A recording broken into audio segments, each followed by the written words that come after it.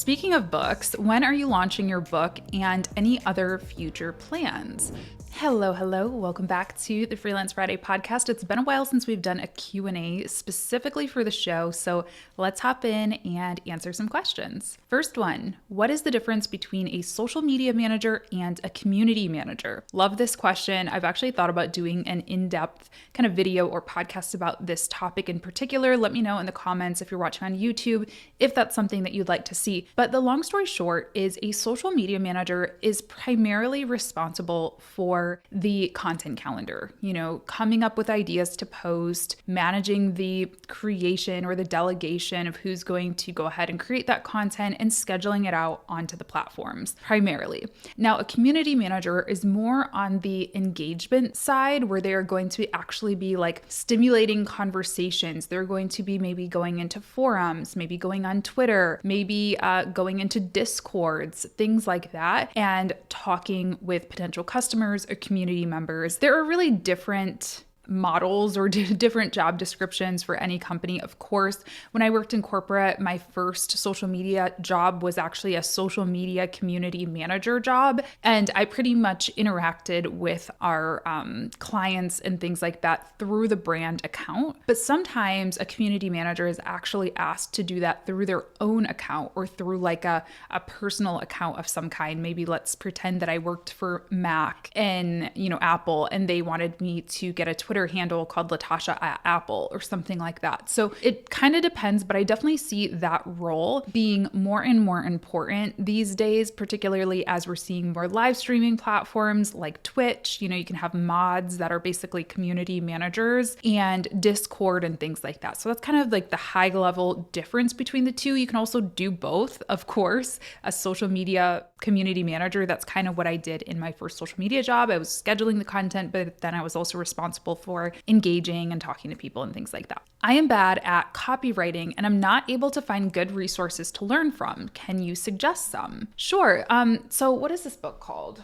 It's called The Copywriter's Handbook. I will link it in the show notes. That's one of the first copywriting books that I really reached for when I was kind of first starting out in this industry. It is very specific towards writing for the web, which I found to be really important, writing blogs and social posts and ad copy and things like that. So if you're just looking for a book resource, definitely recommend checking out that one.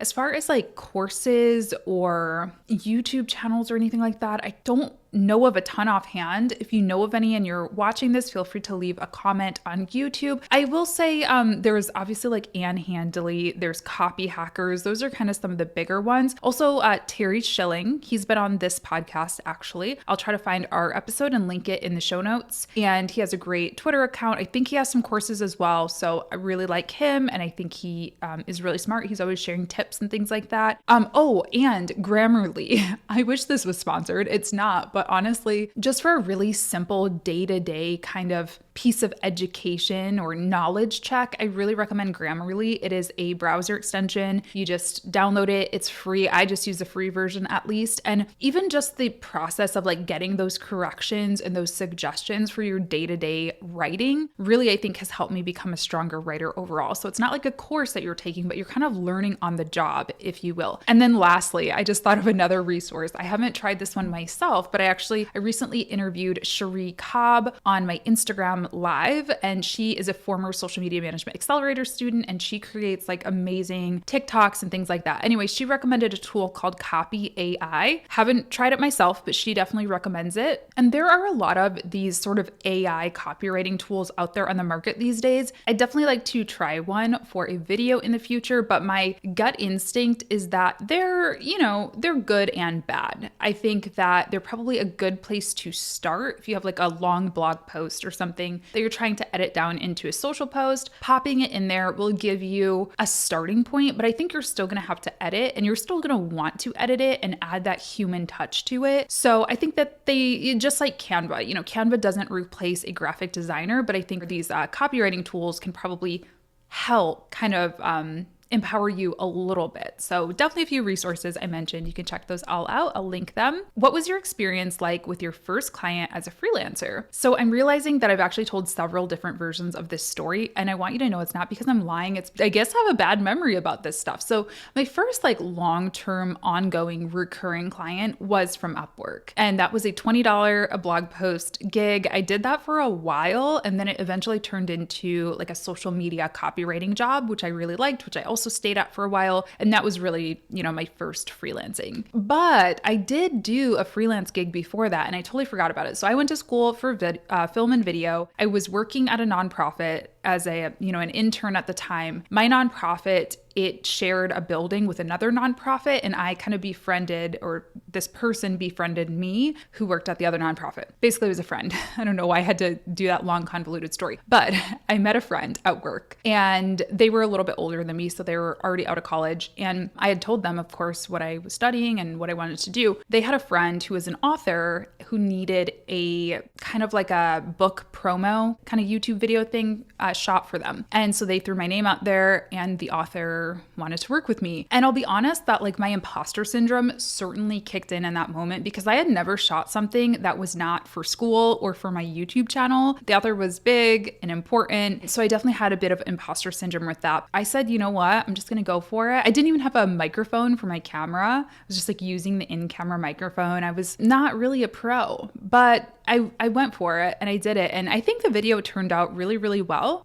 for the equipment that I had and the skill level that I had. So yeah, it was a good experience overall. It was scary, it was intimidating, but I just went for it. I knew that I knew the knowledge. I knew that I knew how to do it. I just needed to work up the courage to actually shoot it. And yeah, it was really, really fun. And I think it worked well for her, because the author's book actually got turned into a movie. So, I mean, I'm guessing she probably sold a lot of books. I'm not saying I'm responsible for that, but it is part of the process, right? Speaking of books, when are you launching your book, and any other future plans? Okay, so writing a book is definitely an experience. I would say I'm probably a little over halfway done with my first draft. So if I really want to crank it out, I think I can be done with the first draft in the next couple months. My goal is really early summer to be in the editing phase, but I really don't know when I'm going to be putting it out into the world, because I don't know what I'm going to do as far as publishing yet. I haven't even went that far yet. I don't know if I'm going to be looking for a publisher, which means I'm going to have to look for an agent and all these things,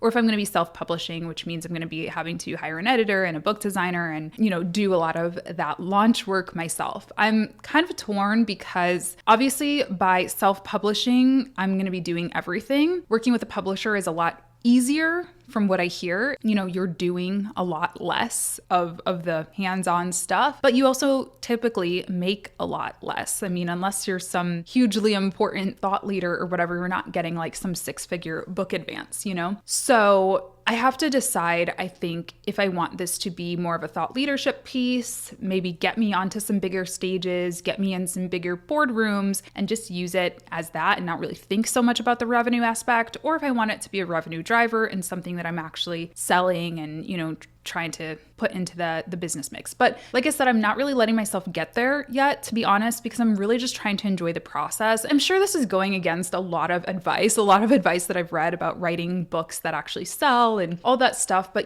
this first draft is really for me. That's how I'm looking at it. I need to get these words out, and then afterwards I can kind of put on the commercial lens, put on the business lens, and say, all right, Latasha, what's going to sell? What's going to make sense for a business? And so on. So long story short, I don't know.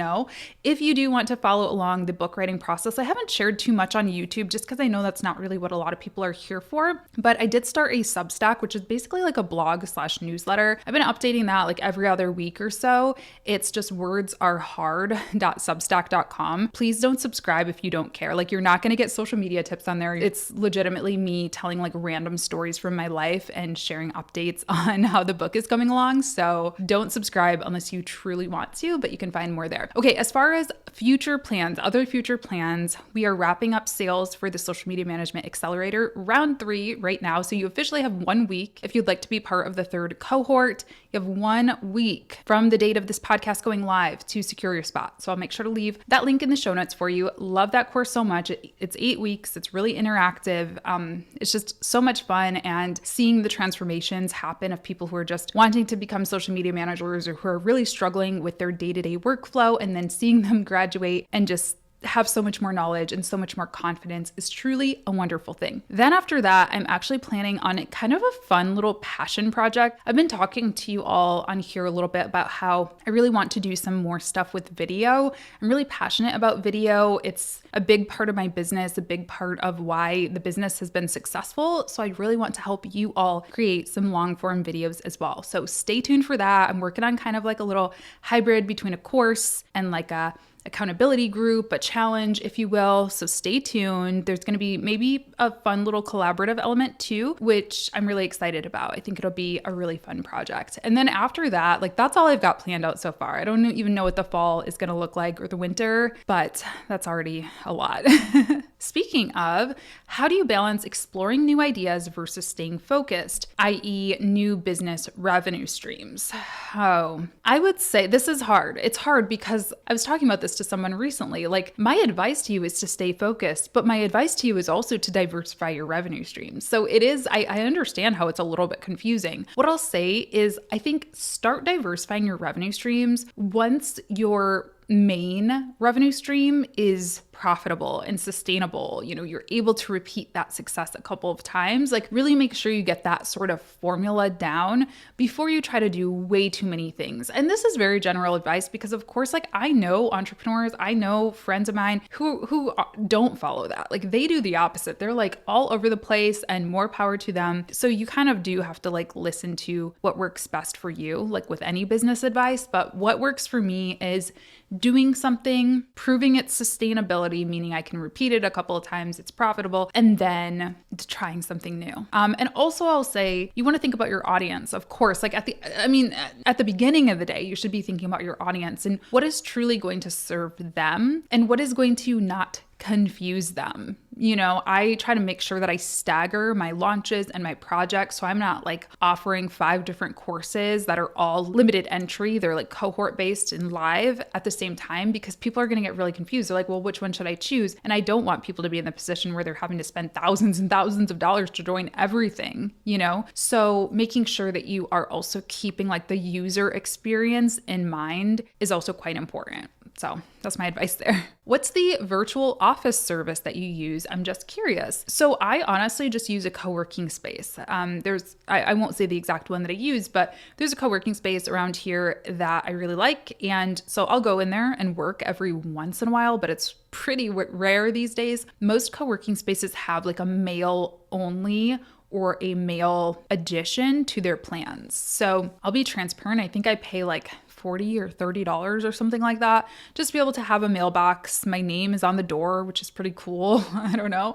And they scan my mail or forward it to me if it's like a package or something. So it's pretty affordable. Just check around at your local co-working spaces. I'm pretty sure WeWork and stuff does it, but my recommendation would be to look at smaller local ones if you can. One, just to, I feel like my dollars go a little further there in helping a small business, but also I think the pricing is a little bit better at local ones. How to generate leads for service-based businesses through Instagram marketing, exact points to conquer. So I would say, just look at some of my videos on lead magnets and sales funnels. I think it's important if you're going to be marketing through Instagram to be able to point to something that gets people into that sales funnel, meaning you are collecting an email address. So create a lead magnet. This can be a PDF, it can be a video series, it can be, anything really, a discovery call, I guess, or like a free one-on-one. Create a landing page for that where you collect emails or you book a meeting with them, and then use an email tool like Flowdesk is my favorite one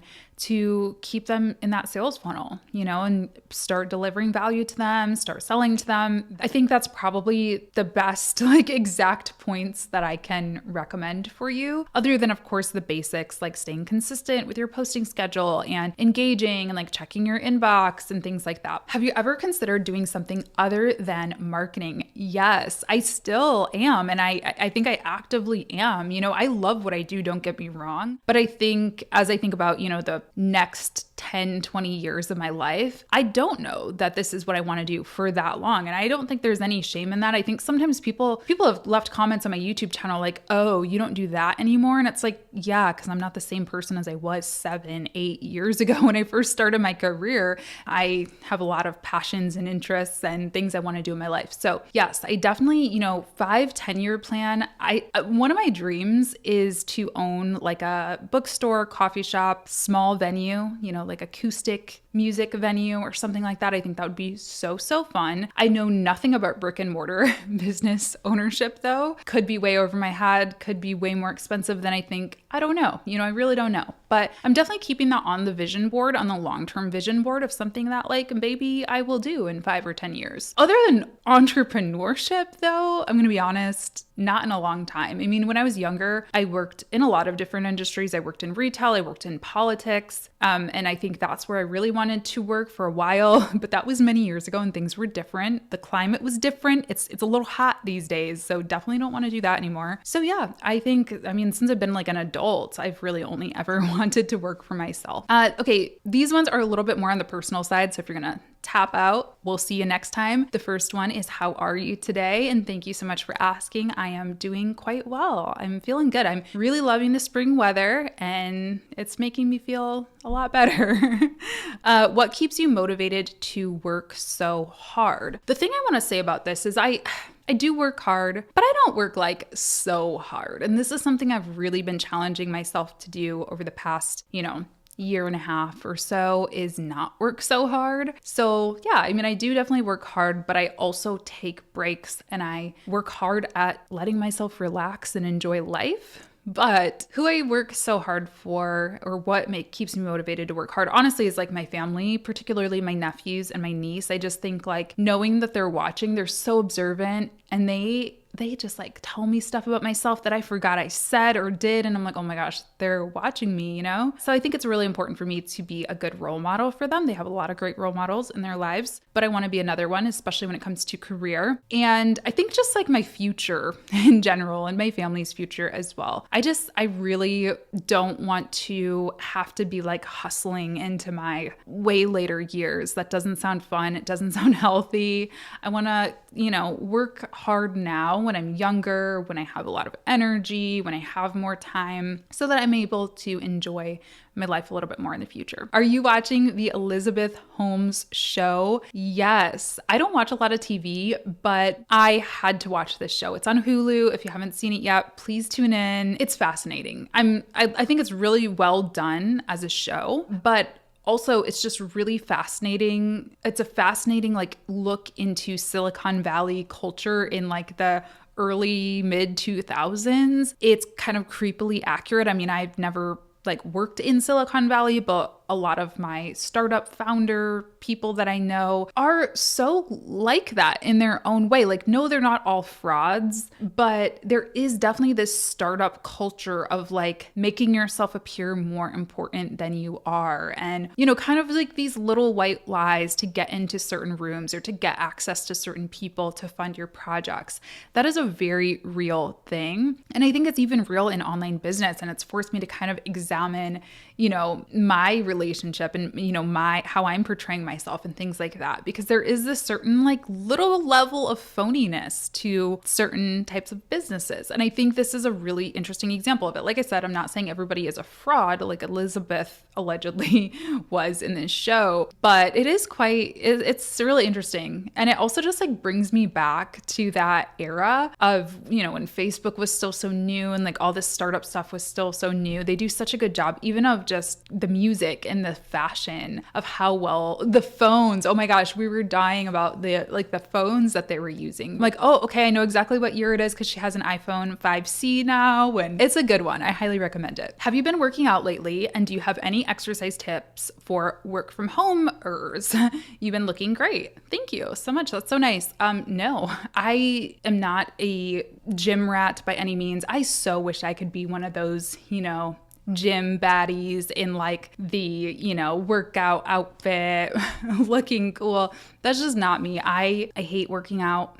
I hate not being able to breathe. I hate sweating. I really do not. So my tips on this, and also like to answer the question, maybe what you're seeing, if you are seeing a difference, I don't really like weigh myself or anything like that, is probably what I've been eating, which I've been vegan for about a year now. And I definitely have noticed a change in myself since that. But my advice for working out is honestly like do what you know that you can do. And for me, I really love to walk. And so I walk every single day. Some days I walk for a really long time. Some days I'm just walking around the block. But if you know that you are not a person who likes to work out like myself, like move your body in the way that you know that you can commit to. Even like this weekend, we hung out with my nephews and we were just like playing catch in a park. Like that's fun to me. I was like, oh my gosh, we need to play kickball next time. That sounds really fun. So if you need to like gamify it or whatever, like play with your kid, play with your nephews, play with your dog, that counts. I think sometimes we feel like unless we're going to the gym and like pumping iron, it like doesn't count as working out, but you know,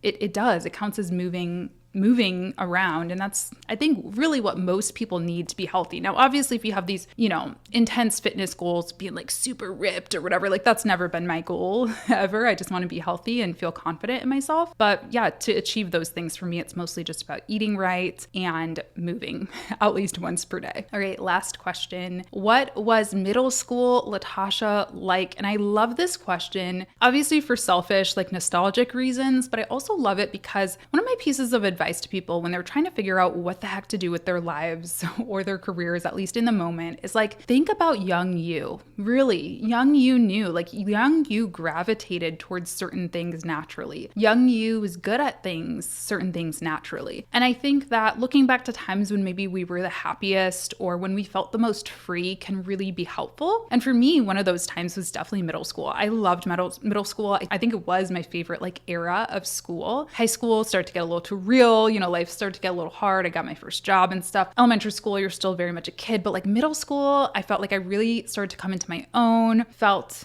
you know, a little more grown up, but not too grown up. So anyway, I'm going to see if I can find some pictures.